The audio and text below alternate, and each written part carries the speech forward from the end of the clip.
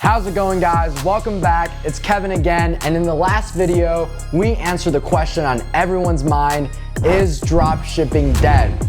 We uncovered that no, dropshipping as a space, as a way to accumulate wealth, is not dead.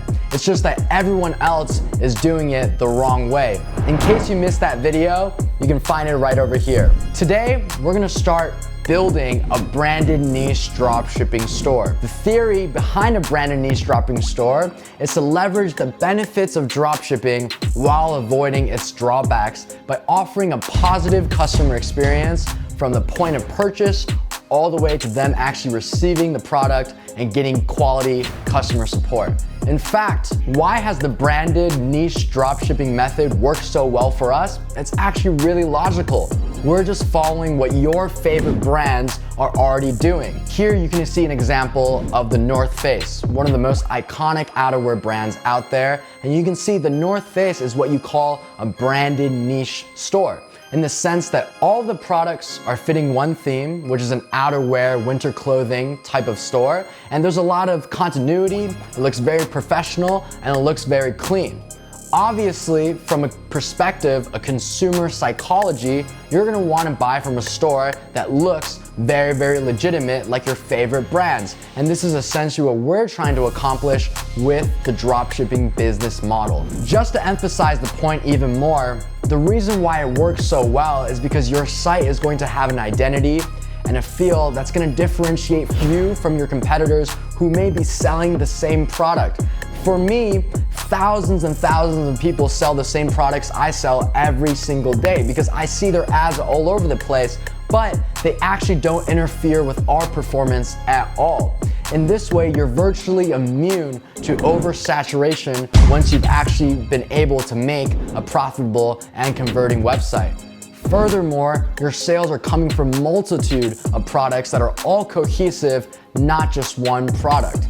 Because you're offering a very unique feel, it's very hard for someone to come in and now rip your concept up and also saturate out the space, because even though you're selling the same product, you're selling it in a very, very different way. Furthermore, you're incentivized to build out infrastructure, such as branding your products, taking on some inventory risk, providing custom packaging, speeding up logistics, and more, because you know that once you've made this site profitable, it's here to stay. You're a lot more inclined to take the risk and the resources necessary to improve the overall customer experience, which makes Facebook happy, makes your customers happy, and it makes payment processors happy, and most importantly, it's gonna make your bank account happy as well. This is how our sites have lasted crackdowns by Facebook and payment processors, as well as increasing competition. We start dropshipping, and at the end of the tunnel, we actually get a brand. So the first step to this process is to pick a niche. Now, here are the criteria for picking a niche. Number one, you should have an interest in the niche that you want to pursue. This is by far the most important criteria, because the difference between a niche store and the other types of stores that we've covered is that just because 1,000 different people are selling the same products as you, everyone is actually executing in a very, very different way. Taking the example of North Face and outerwear, obviously there's a lot of different outerwear stores out there like Canada Goose, right? But each site is having a different feel and a different identity. So even though they're competing with one another, the feel is very different, and each business is able to find their core customer base. What will allow you to execute a niche store effectively is if you're actually interested and passionate enough in the niche to actually want to continue to work on it and improve it. This is something that I want to clarify over and over again. A lot of people make dropshipping and e-commerce seem like a get-rich-quick scheme, but the thing you're gonna realize about life and entrepreneurship is that there's no such thing as easy money. In fact, if you found a way to make money easily and abundantly and it's legal, let me know, because I'm ready to quit my job and come work for you. Number two, your niche should be products that can survive the treacherous route from China to the United States. When you're first starting out on ePacket, this usually means a massive ship that's actually carrying cargo and cargo and cargo. You can imagine how rocky the journey is. As a result, you shouldn't pursue items like large electronics or even very, very fragile items, let's say dinner plates. Number three, Your niche should be something that you have some sort of understanding in, and this is kind of related to criteria 1, but I've made this mistake so many times in trying to pursue female niches, whether it was women's handbags or makeup or beauty technology, and I couldn't figure out why I was failing. Then I realized the answer was so obvious. I have no idea what a female will want to see in a site, a product, or even an advertisement. I'm completely in the dark, so how am I going to connect with my customers and be able to sell effectively to them? Number 4, after taking a cursory look at the products available on AliExpress for your niche, you should make sure that the target price you are going for, AliExpress prices plus shipping being the cost that you're paying, this price that you're going to charge the consumer has to be lower than what they would get from a big brand that sells the same type of products. So I'm gonna give you guys a golden nugget and a secret that I have. I usually price products taking AliExpress price plus shipping and multiply it by 2.5 to 3 times, and that's the price that I recommend selling at. Obviously, this has to do with a lot of testing, so go out there and figure out your best price, but that's just the sweet spot that works for me. So day 1, if you're trying to source products, that's the magic price that you should think in your head when you're looking at the different prices available at AliExpress. Multiply that number by 2.5 to 3 times and compare it with some major brands. So if AliExpress is charging $10, including shipping for a baseball cap, that means you would have to sell it for $25 to $30. At this price point, you're practically competing with a very major vendor that's also selling baseball caps. So why would a customer choose your product over an established brand if you're competing at the same price? Based on all this criteria, and in case this went over your head, I want you to pause the video and really think through these metrics because it's very, very important. I'm not gonna go through the thinking of these metrics, just know that I did. We're gonna arrive upon MMA gear as the niche that we're gonna pursue together. Now that I've picked a niche, it's time to establish a sourcing strategy so we are both purposeful and efficient in selecting products from AliExpress and putting it onto our site. This is very important so you don't just go about AliExpress sourcing randomly. In everything you do, you should be purposeful and efficient because that's the best way to generate great results and that's the best way to be time efficient. To start sourcing purposefully, you should take a look at the products available on AliExpress and come up with the product collections that you'll actually need for your niche. You'll notice that in some of your favorite brands, things aren't just put onto a random site with no organization. Brands are very purposeful in creating an organized and easy to access customer experience, and we're gonna do the same thing. So I've gone ahead and done the thinking. If you have a niche in mind, pause this video and literally write this down in front of you because it's gonna save you a lot of time, and that's how you're gonna drive really good results and source the right products. I've came up with tops, bottoms, and gloves for our MMA store. You can further improve the customer experience by adding subcategories under each major categories. And again, you'll notice your favorite brands do this. If customers can't get to the products that they want in an easy way, how are you gonna convert them into sales? So under tops, let's just put hoodies and compression tops. Under bottoms, we're gonna put compression pants and shorts. And we'll just keep MMA gloves as an overall category. All right, enough talking. Let's jump right in and start sourcing for our MMA store.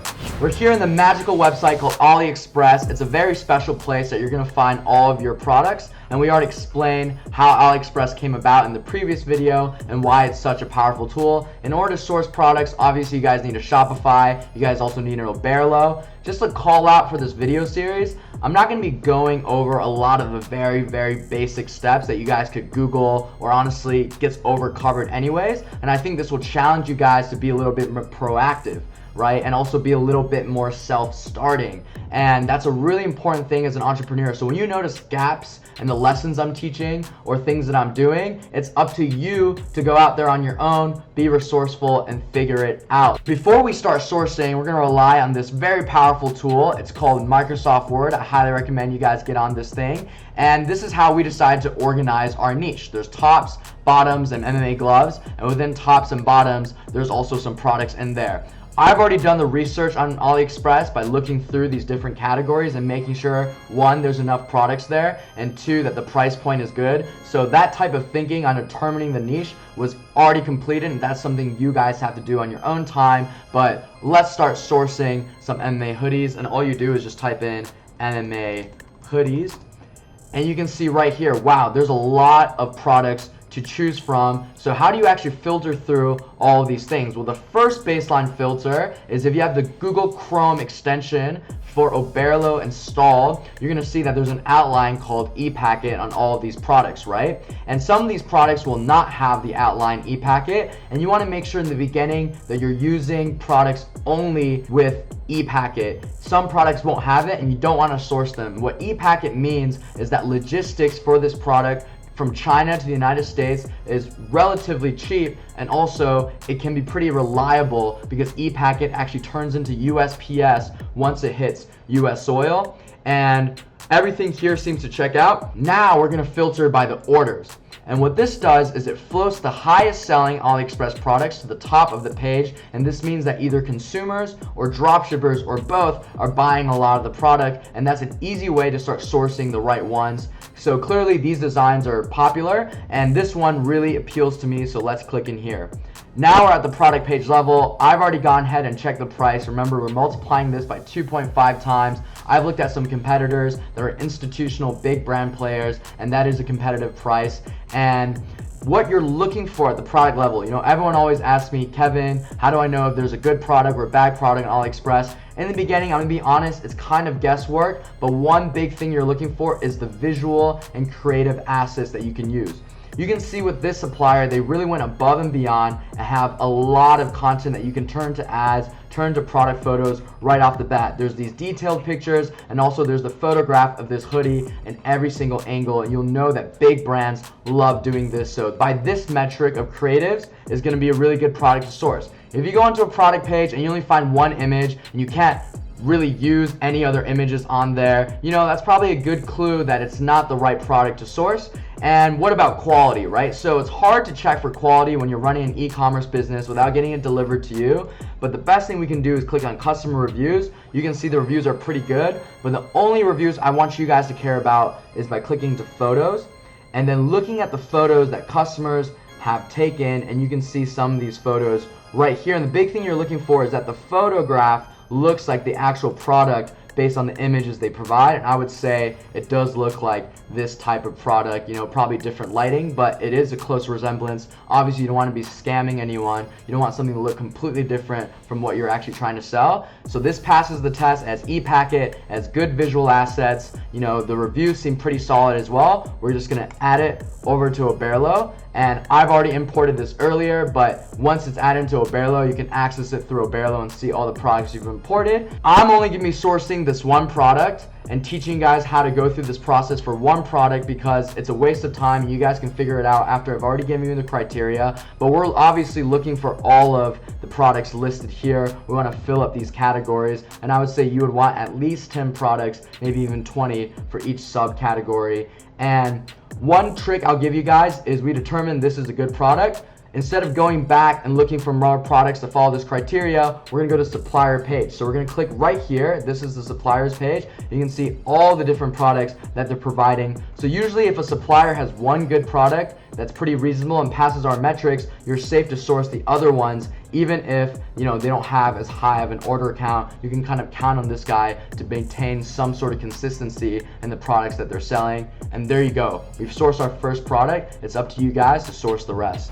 All right, so now that we've actually sourced the products that's gonna be on our website and we've picked that niche, I wanna actually provide even more value for you guys. So if you provide an email address, by following the link in the description, my team will actually email you the most viral products in each AliExpress category based on research that they do for me every single week. We're gonna send you this week's report absolutely for free if you drop that email. All right, guys, this is the end of the video. To summarize, we talked about the benefits of a branded niche approach to dropshipping. We talked about how to actually pick a niche and the different criteria that you should use to pick the niche. Furthermore, we talked about how to source products and what makes good products on AliExpress versus bad ones. In the next video, we're gonna talk about how you can take easy steps to turn AliExpress products into a professional looking collection, just like your favorite brands. So I'll see you guys next time.